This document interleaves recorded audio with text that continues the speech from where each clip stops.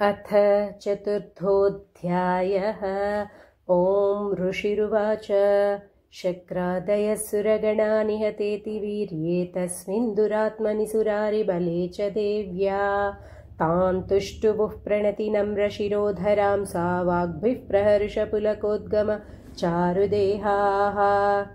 देव्या यया ततमिदं जगदात्मशक्त्या निःशेषदेवगणशक्तिसमूहमूर्त्या तामम्बिकामखिलदेवमहर्षिपूज्यां भक्त्या नता स्म विदधातु शुभानि सा नः।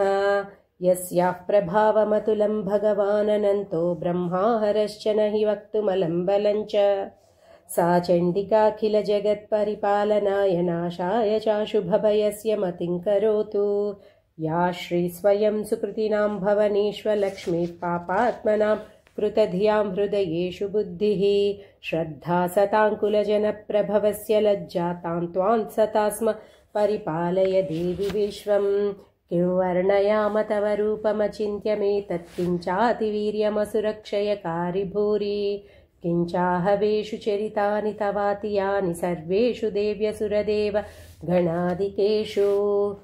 हेतुः समस्तजगतां त्रिगुणापि दोषैर्नग्नायसे हरिहरादिभिरप्यपारा सर्वाश्रयाखिलमिदं जगदंशभूतमव्याकृता हि परमा प्रकृतिस्वमाद्या यस्याः समस्तसुरता समुदीरणेन तृप्तिं प्रयाति सकलेषु मखेषु देवी स्वाहासि वै पितृगणस्य च तृप्तिहेतुरुच्चार्यसे त्वमत एव जनैः स्वधा च। या मुक्तिहेतुरविचिन्त्य महाव्रता त्वमभ्यस्यसे सुनियतेन्द्रियतत्त्वसारैः मोक्षार्थिभिर्मुनिभिरस्तसमस्तदोषैर्विद्यासि सा भगवती परमाहि देवी। शब्दात्मिका सुविमलर्यजुषान्निधानमुद्गीतरम्यपदपाठवतां च साम्नां देवि त्रयी भगवती भवभावनाय वार्तासि सर्वजगतां परमार्तिहन्त्री।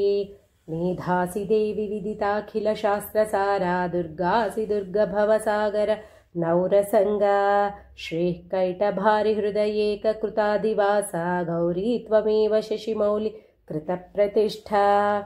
ईषत्सहासममलं परिपूर्णचन्द्रबिम्बानुकारि कनकोत्तम कान्तिकान्तम् अत्यद्भुतं प्रहृषमात्तरुषा तथापि वक्त्रं विलोक्य सहसा महिषासुरेण दृष्ट्वा तु देवि कुपितं भ्रुकुटीकरालमुद्यच्च शाङ्कसदृशच्छवियन्न सद्यः प्राणान्मुमोच महिस्तदतीव चित्रं कैर्जीव्यते हि कुपितान्तकदर्शनेन। देवि प्रसीद परमा भवती भवाय सद्यो विनाशयसि कोपवती कुलानि विज्ञातमेतदधुनैव यदस्तमेतन्नीतं बलं सुविपुलं महिषासुरस्य। ते सम्मता जनपदेषु धनानि तेषां यशांसि न च सीदति बन्धुवर्गः धन्यास्त एव निभृतात्मजभृत्यदारा येषां सदाभ्युदयदा भवति प्रसन्ना। धर्म्याणि देवि सकलानि सदैव कर्माण्यत्यादृतः प्रतिदिनं सुकृतीकरोति स्वर्गं प्रयाति च ततो भवति प्रसादाल्लोकत्रयेऽपि फलदाननुदेवितेन। दुर्गे स्मृता हरसि भीतिमशेषजन्तो स्वस्थैः स्मृता मतिमतीव शुभान् ददासि दारिद्र्यदुःखभयहारिणिका त्वदन्या सर्वोपकारकरणाय सदार्द्रचित्ता। येभिर्हतैर्जगदुपैति सुखं तथैते कुर्वन्तु नाम नरकाय चिराय पापं सङ्ग्राममृत्युमधिगम्य दिवं प्रयान्तु मत्वेति नूनमहितान् विनिहंसि देवी। दृष्ट्वैव किन्न भवति प्रकरोति भस्म सर्वासुरानरिषु यत्प्रहिणोषि शस्त्रं लोकान् प्रयान्तु रिपवोऽपि हि शस्त्रपूता इत्थं मतिर्भवति तेष्वहितेषु साध्वी।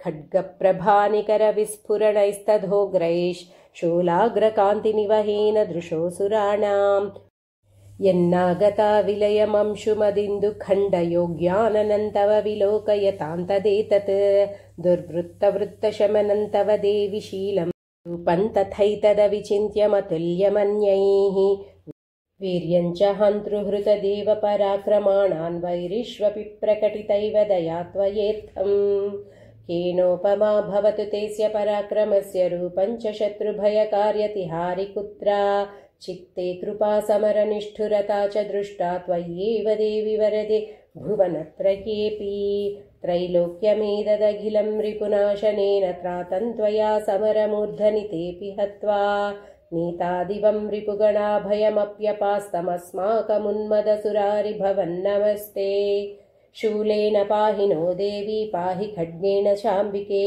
घण्टास्वनेन नः पाहि शापज्यानिस्वनेन च प्राच्यां रक्ष प्रतीच्यां च चण्डिके रक्ष दक्षिणे ब्राह्मणेनात्मशूलस्य उत्तरस्यां तथेश्वरि सौम्यानि यानि रूपाणि त्रैलोक्ये विचरन्ति ते यानि चात्यन्तघोराणि तैरक्षास्मांस्तथा भुवं खड्गशूलगदादीनि यानि चास्त्राणि तेऽम्बिके करपल्लवसङ्गीनि तैरस्मान् रक्ष सर्वतः ऋषिरुवाच एवं स्तुतासुरैर्दिव्यैः कुसुमैर्नन्दनोद्भवैः अर्चिता जगतां धात्री तथा गन्धानुलेपनैः भक्त्या समस्तैस्त्रिदशैर्दिव्यैर्धूपैः सुधूपिता प्राह प्रसादसुमुखी समस्तान् प्रणतान् सुरान् देव्युवाच व्रियतां त्रिदशाः सर्वे यदस्मत्तोऽभिवाञ्छितं देवा ऊचुः भगवत्या कृतं सर्वं न किञ्चिदवशिष्यते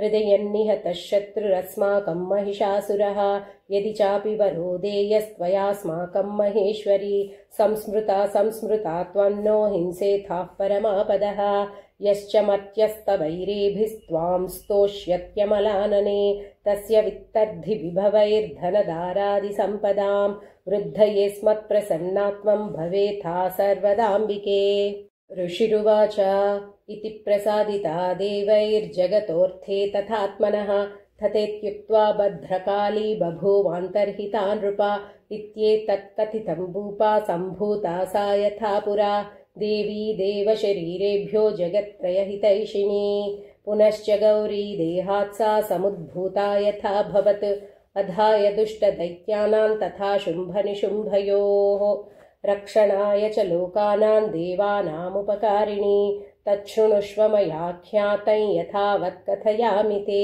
ह्रीं ॐ स्वस्ति श्रीमार्कण्डेयपुराणे सूर्यसावर्णिके मन्वन्तरे देवीमाहात्म्ये चतुर्थः श्रीजगदम्बार्पणमस्तु।